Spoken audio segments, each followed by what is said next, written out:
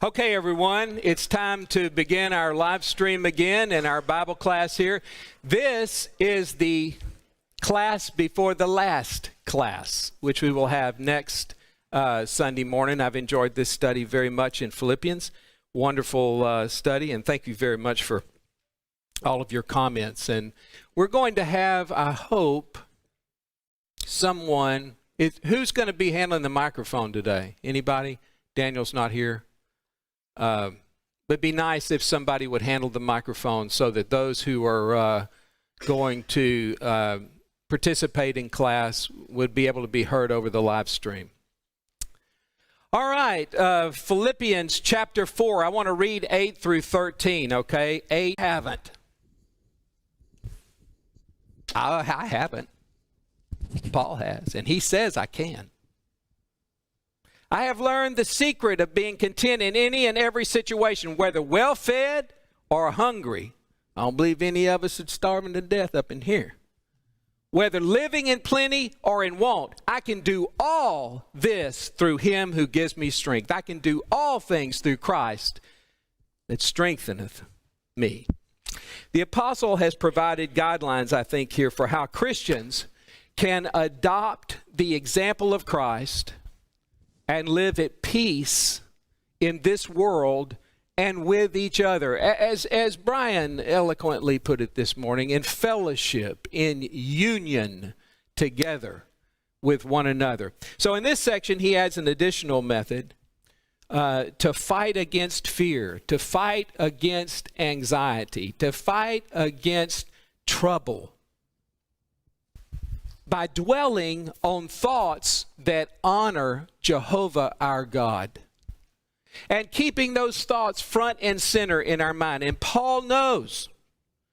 He knows the battle against the enemy. He knows where that's going to begin. He's writing this from prison. He knows the enemy. He knows that the enemy daily is trying to get in his head. And that's what the devil's trying to do to you and me. And how is it that he does that? By adopting thoughts that do not follow the course of what is written here. But Paul knows how to battle that. Because instead of acquiescing to the thoughts that the devil is trying to prescribe to you, Paul is saying, no, no, no. I want you to concentrate on that which is true, that which is pure, that which is noble, and that which is right. Wow, we ought to say TPNR. Think up of other words for that so you can remember like we did remember in school so we could pass the test, right? True, pure, noble, and right. Well, with these, we will have the proper mindset to wage the fight. So, question number 1. Why do you consider your thoughts so important when it comes to following Christ? Have you thought about your thoughts? Anybody? Yes, sir. Ryan?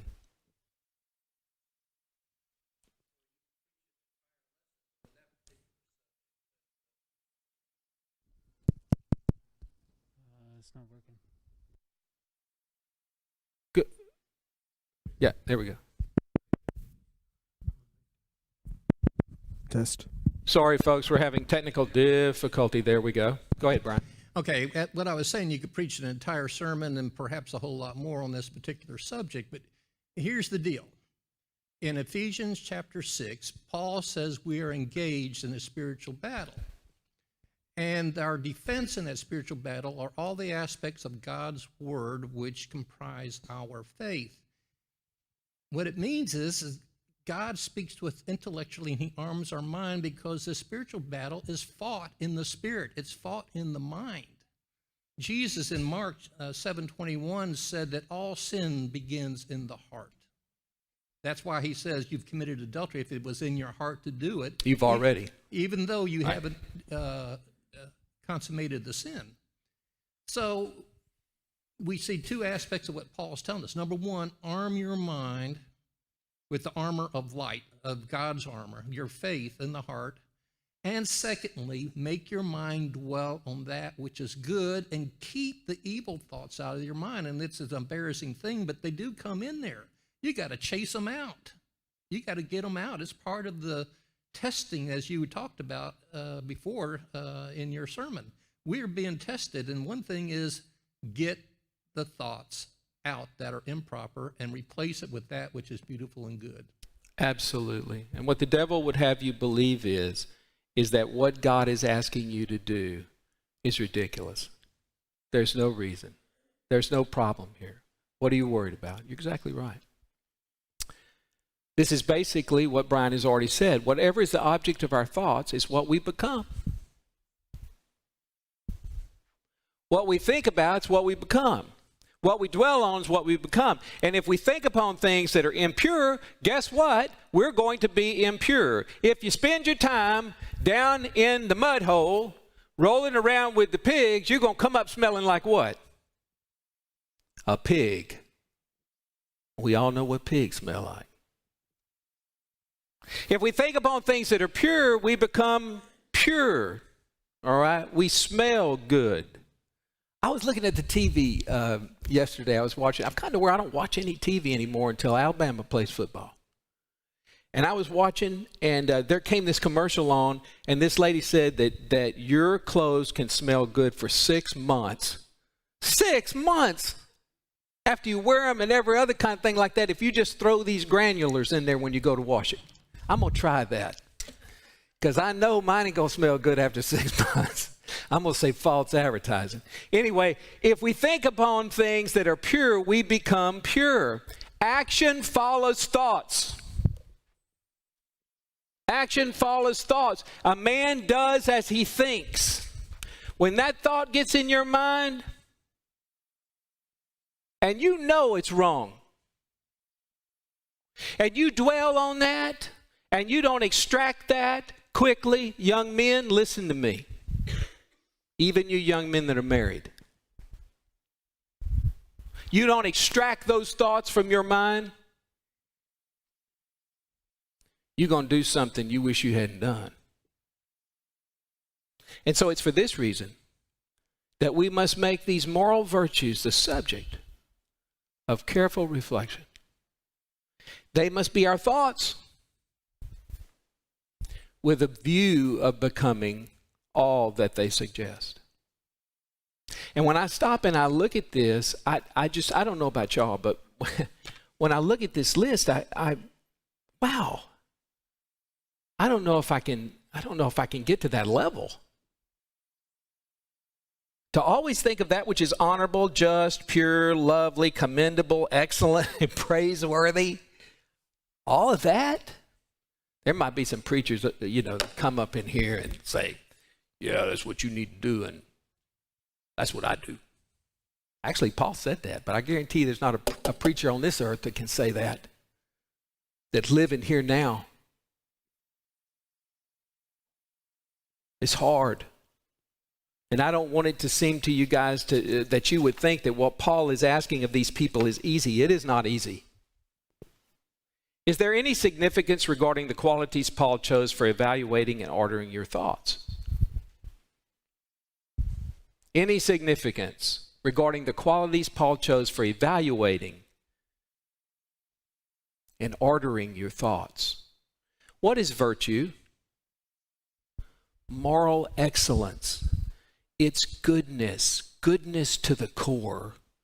Just a good person. Praiseworthy. A thing worthy of praise. Virtue. Goodness. Isn't that what you want to be?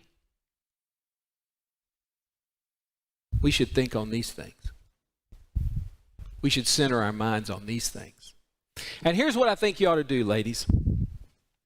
I don't know if y'all stamping or you crocheting or whatever it is that you do, but what you ought to do for your whole family is put together a really nice something that can go on the refrigerator, because all your kids are going to open the door refrigerator. I guarantee you that. And put up there somewhere that's somewhere where you know that people will see it. You need to put true, honorable, just, pure, lovely, commendable, excellent, praiseworthy. son and daughter, this is what you need to be. And this is what your mom and dad needs to be. I think it's important that we tell our children and our grandchildren, look, I'm working on these things too. Maybe you have grandchildren that are teenagers in high school. It was bad when I was in school. But I guess each generation says it's worse. I don't know. But right now, there are so many ways that a teenager can get messed up. I mean, they carry in their hands everywhere an immediate opportunity to mess up. It's right there. It's powerful. I never thought I'd ever see the day when you'd have the world in your fingertips. And that will mess your kids up, sure enough. And I'll tell you, it'll mess you up, because what will end up happening is, guys, is what you'll end up doing is stretching out on the couch and doing this all day long. Okay, jacking with this thing. When in fact, what you ought to be doing is spending a little time looking at this. If it is that you want to develop these virtues, if it is that you want to be somebody that's praiseworthy, I'm just saying, I myself, I'm not just talking this talk. I want to try to walk the walk. And I'm not sure that I've done a real good job of that. And so I'm going to ask Muffy to put those words up on our refrigerator so that I can see them every day when I go in there to grab me some fruit or something to drink or whatever. I'm looking at that. Don't you think that's a good idea?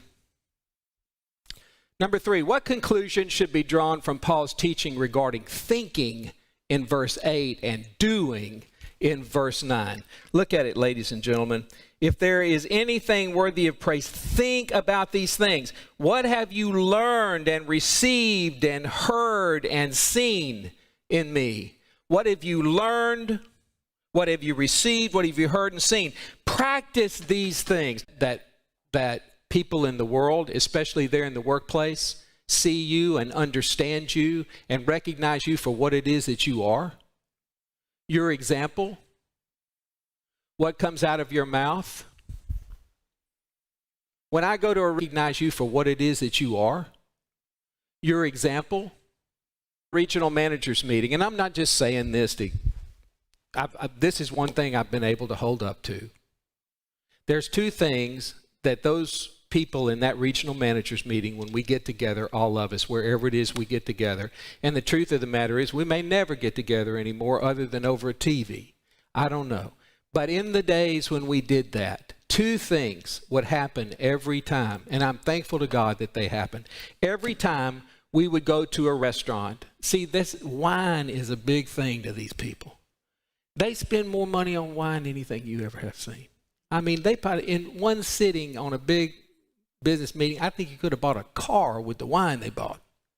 Okay? But what they'll do, every last one of them, is when that guy comes by to pour and all that, man, there's about 3 or 4 of them sticking their hands up over my glass. No, not Steve. They'll get that glass and turn it over. Okay? Not Steve. And I'll tell you the other thing, even some of the managers who have the foulest mouth you ever have heard, for some reason, because they respect me, I hope, and because I don't use that kind of language, they will not curse in front of me. They won't do it. In fact, they will say, if they hear somebody, yeah, don't talk like that in front of Steve. I'm proud of that. That's one of the few things I've done right. Okay? And I will tell you, it has an effect upon people. Listen to me. What Paul is trying to teach us here is that there are characteristics that we need to be able to exhibit to others for their benefit and for our example and reflection of Christ. And so, conclusions that need to be drawn. These people had heard the same thing about Paul when he was away. He had a reputation. Whether he was present or whether he was absent, he had a reputation. They knew how Paul lived. Do they know how you live? What are the conclusions that should be drawn from Paul's teaching here regarding thinking and doing? And the conclusion is really simple. Instead of just thinking and feeling it, we got to do it. We've got to be obedient to it. We've got to make an effort. Listen, the only way in the world, I got my Texas A&M football player in here. Yeah, it's John Albert right there. How is a 2 technique ever going to learn their job, John Albert, if they don't get down on the line and they don't practice the techniques around being a defensive lineman? How in the world? That actually brings up kind of an interesting point that back when I was with the team, that Coach Sumlin always had a saying that people always say practice makes perfect, but he always said perfect practice makes perfect, that it doesn't matter.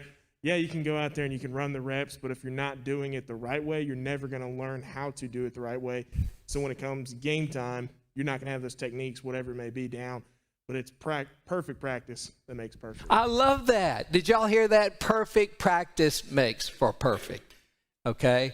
And listen, you know how you can perfectly practice? By spending time filling your mind full of what's there in verse 8.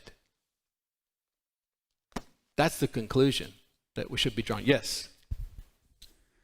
I've spent verse 8, the think about the true, the lovely, the things worthy of praise, the excellent. It's probably not all of them. I mean, but that's a verse I turn to a lot just because it's easy to look at perhaps the world around you and think all kinds of, like think about how bad things are.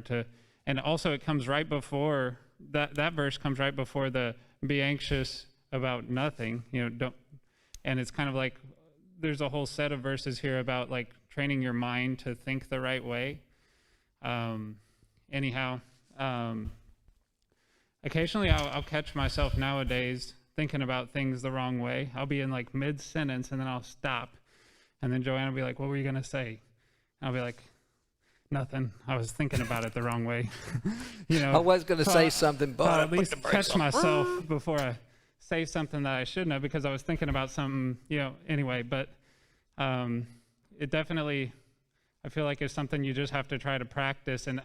But I by no means do it well all the time. But, I've gotten better over the years as I've tried. Is it too cliche to say maybe we ought to add prayer to the mix on this deal? You think prayer would help us? Yeah, that's the thing people don't, you hear a lot, well, here's all this list of things you need to do. What's the little kid said, me do it myself? Look, we got to have the Lord's help in this. We need to ask Him to help us, to provide us opportunity to exhibit these kind of wonderful qualities and virtues. And so I think we do need to pray. We need to ask specifically for what it is that we need. Now, if you ask specifically, get ready for an answer to your specific question. Okay, Christians, because remember, you're the son of the King. And He is about developing you. Okay, when your thinking is spiritually sound, does it follow that your circumstances will stop stealing? Does it follow that your circumstances will stop stealing your joy? And the answer to that question is very simple. Yes. Your circumstances will stop stealing your joy whenever it is that you think spiritually. When you think like Paul is trying to get us to understand. And you say, well, Steve, look, this is hard. Well, go down to the end of that reading where it says, in Christ, who strengthens me, I can do what? I turned it around. I can do all things. Now, what does all mean? All means what? Everything. So this list here of the way we ought to be and the things we ought to be thinking in our mind, according to what the apostle is telling us, we can do this. We can. We can. How can Paul state in verse 11, given that he is in prison, that he is not saying this because I am in need? Okay, you want to read that, or do you remember what it said? Let's start with God's provision. I rejoice in the Lord greatly that now at length you have revived your concern for me. All right? You were indeed concerned for me, but you had no opportunity.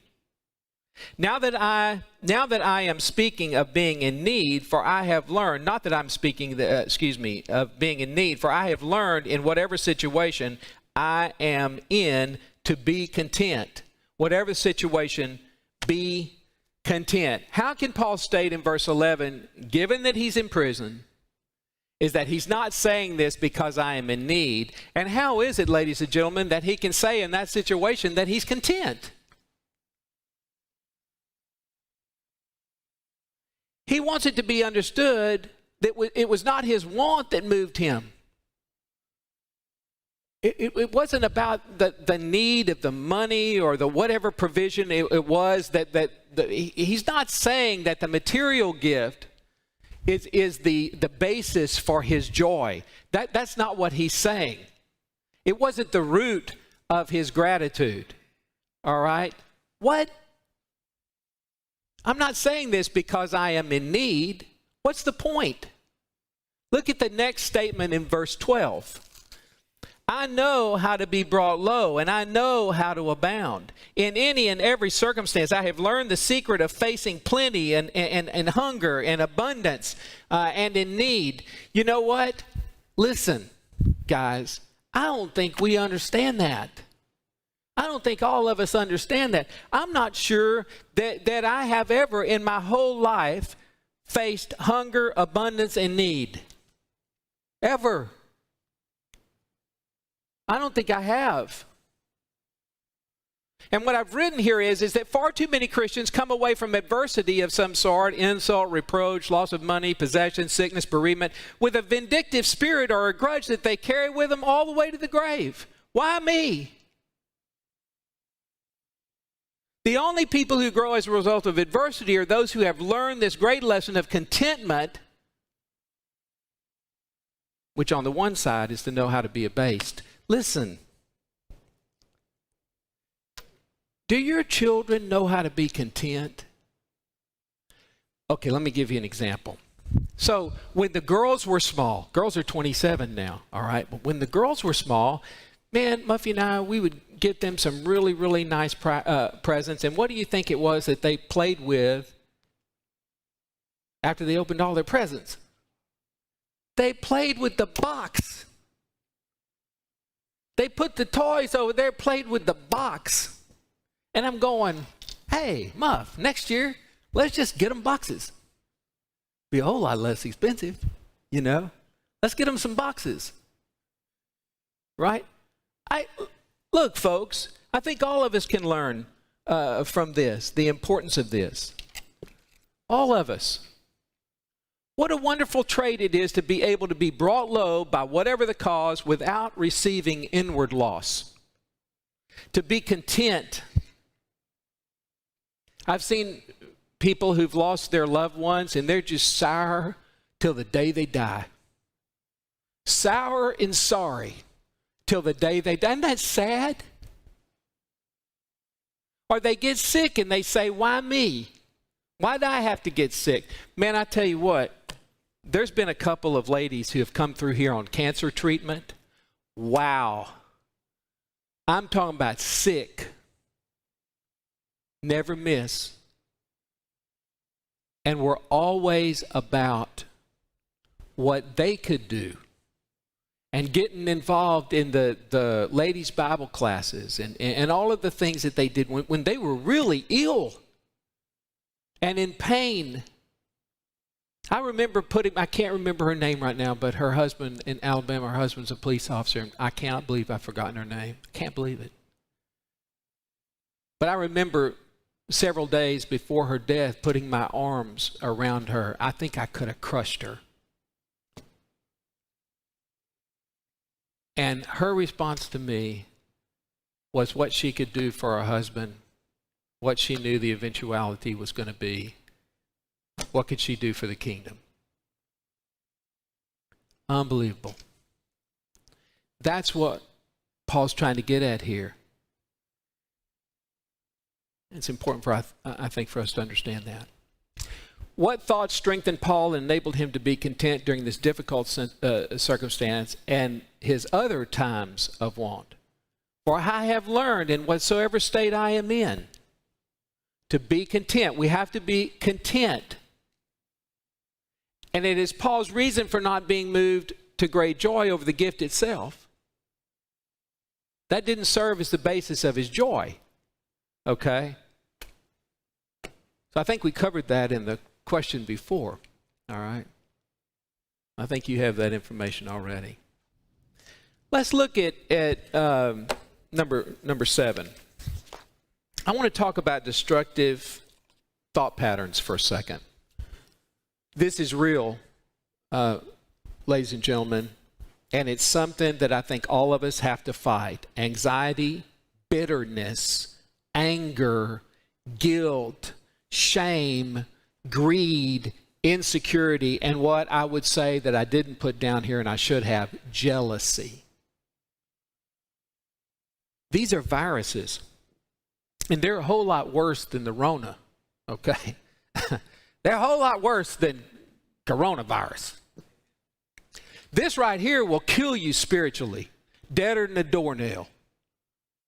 Okay, and it's important for us, you know, to understand that they're going to diminish your mind. It's going to disable your mind. You don't want that. When you see the successful and you're jealous of them, why you want to be that way?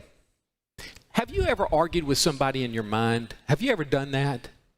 Seriously, have you argued with somebody? You're just sitting there looking at them. You're arguing with them in your mind. Have you done? I've done that before. Isn't that sad? That's sad, isn't it? Let me ask you this. Do you refresh your hurts? Do you bring that back up?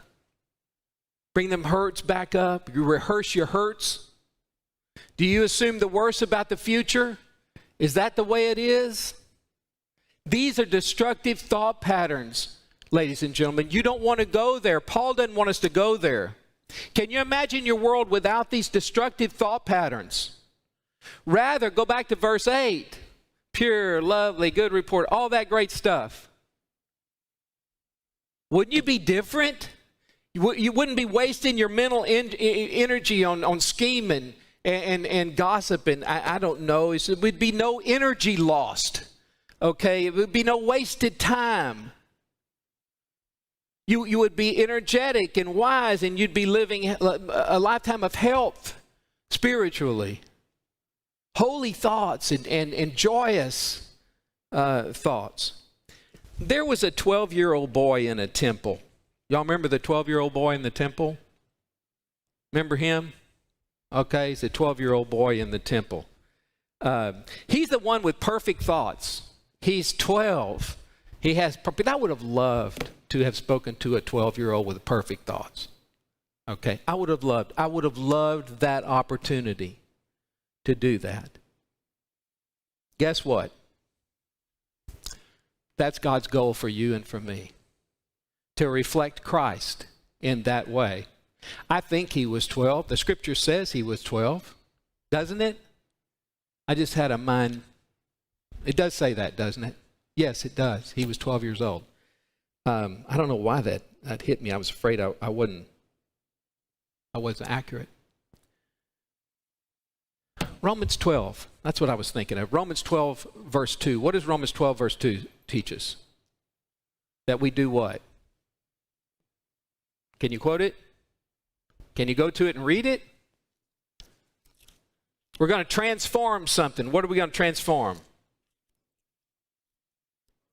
We're going to renew what? Our minds, right? We're going to transform. We're going to renew our minds. You don't have to live the other way. What Paul is saying is that God can change your mind. God can change your mind. Do you believe that? Can he really change your mind? And so with that, you look at question number 8. Do you work at controlling untrue and unhealthy thoughts? And look, this is what I put down. Here you go. You want to control them? This is how you control them. True. in all endeavors and in all relationships, truth in thinking and speech and action. Now, let me be sure that you know it's going to be very difficult for you to be a politician and do that. And if you are, you will stand out. You probably won't get elected, but you will stand out. Somebody wants to give that a try. True, you need to be honest.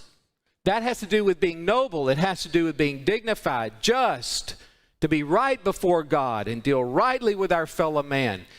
How is it that we control these untrue and unhealthy? Because we do this: pure, stainless, chaste, unsullied. I love that word, unsullied. As a pure virgin. We're not to think upon anything impure. All right? That's easy to say. It's not easy to do. Lovely, attractive. You know, you don't typically think about a guy as lovely. Okay, I was thinking about that. Am I lovely? Attractive, agreeable. Okay? Pleasing. That's what is meant there. Good report. Auspicious, well-sounding, praiseworthy, attractive. Do you want to work at controlling untrue and unhealthy thoughts? You need to do this. You need to be this. Okay?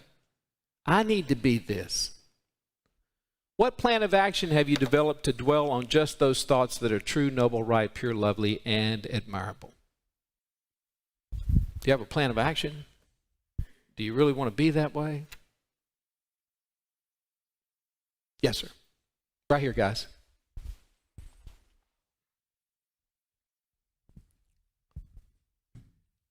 Well, I don't know that I would say that I actually put together a plan and a vision to put this, but to set my thoughts straight. But I think just over the years, and particularly in my older years, I know the what's the term? The importance of being prepared. Being prepared for those times when that which enters in your mind shouldn't be there, and know to get rid of it. And likewise, be prepared to think about the good things and dwell on the good things, and then sort of look back. And by the way, prayer. If you got difficulties with thoughts in your mind, see how long those thoughts last when you go to God, when you're in prayer. I mean, it's God chases the demons away. I guess I could put it that way. So it's just, I guess that's part of learning the wisdom of life as God's put us in here. But I wish I knew the things I know now back when I was younger. But be prepared, be on the alert, be vigilant. What, Satan is a roaring lion wanting to devour us? Don't give him the opportunity. That's exactly right. Right, thank you. Perfectly said. So you want to be the opposite of false. You want to address your, I tell you guys all the time, look in the mirror, look in the mirror, look in the mirror. Okay, look in the mirror. Only you and God can see what's inside you. Remember that action follows thoughts. They must be our thoughts with a view to becoming all that they suggest. And we got to have the attitude that we can do it. We have to have a positive attitude about this. And I think there is a plan of action. And I think the plan of action I just gave you earlier, put what we're supposed to be up somewhere where you can see it. Every day. The important things that we should see in terms of our character and who we are and what we should think on and who it is that we should be and what other people should see in us. Would you be confident telling a younger Christian what Paul told the Philippians in verse 9? What you have learned and received and heard and seen in me, practice these things, and the God of peace will be with you. Let me tell you, who was I talking to the other day? I told him, I said, you know what? Before your children get to be 5 or 6, they will have observed you and developed a lot of their character based upon what they've seen and what they've heard. I believe that. I've seen it. I think it's so important for those of you that have young children to recognize the fact that if your baby that's 2 or 3 years old sees you fussing and throwing a fit and acting unseemly and, not acting in a Christian fashion, I am afraid that the baby that you think could not possibly decipher that, maybe the baby's smarter than you think. I would warn you that I think a lot of their development is within that stage up to 6 or 7 years old, maybe 8. And it's important for you that in front, not just of other people in the world, but in front of your children, that you are who you say you are, that you live what you preach, okay, with your babies. Again, I think this is something we've already gone over. I think it's important for teenagers to understand I can do all things through Christ who strengthens me. You're not by yourself in this deal. You're not by yourself at school. You're not by yourself with your friends. You don't have to be. You can choose to be by yourself. But you don't have to be. And you can choose your friends, by the way. But you can do all those things through Christ that strengthens you. Are you a content person? And I'll just ask you guys to think about this. Nobody has to say anything, because I can tell you right now that a lot of times I'm not content. I get mad, frustrated. It's probably the reason why I stopped playing golf. Because, man, I would get out there. I can remember, playing golf and just getting so mad that I'd grab the club and about throw it in the ditch or throw it in the pond or something. We need to be content. We need to be content for others that we love, for their sake, for whatever comes to us, whatever the situation is, to be content. I think that he makes it clear here. I know how to be brought low, and I know how to abound. In any and every circumstance, I've learned the secret of facing plenty and hunger and abundance and need. I can do all things through Christ, who strengthens me. Whatever it is, I can be content. Whatever the world throws at me, whatever that is, I'm going to keep on pressing on to the goal of the high calling, okay, of God. I'm going to continue to try to be Christ-like. The knowledge of Christ, the power that is appropriated to us by faith, trust, hope, and life. Those are the things that can make us content in whatever it is that we're having to face. I think that's about it, isn't it? All of you, thank you very much. We'll have one more class. That's the very last part of chapter 4. Thank you very much. I hope the class benefited you. Thank you for your attention.